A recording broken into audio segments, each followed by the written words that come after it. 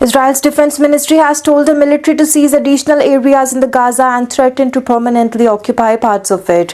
If Hamas does not free all the remaining hostages, Israel had said that the military would also continue its ground operation in Gaza with increasing intensity until all the hostages, both living and dead, were returned. It is thought that 24 out of 59 hostages still are held in Gaza alive, but their fates remain in their balance after the negotiations on the second phase of the ceasefire deal failed to progress. Also, the fragile ceasefire that had been in place since January ended this week as Israel resumed its ground campaign and bombing of Gaza, killing hundreds of people.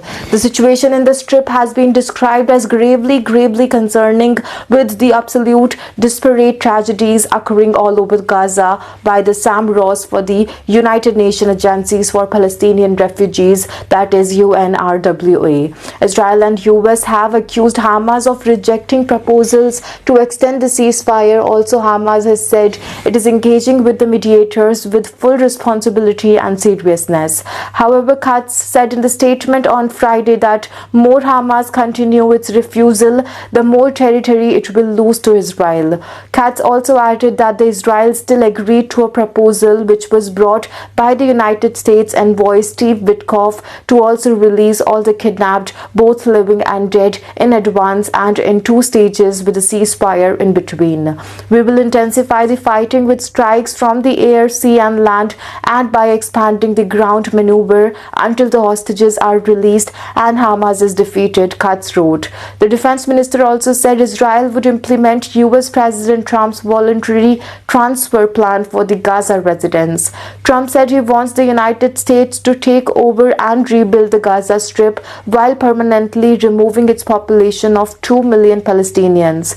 The Palestinian Authority and Hamas have said Gaza is not for sale, while the United Nations warned that any forced displacement of the civilian from the occupied territory is strictly prohibited under the international law and tantamount to ethnic cleansing.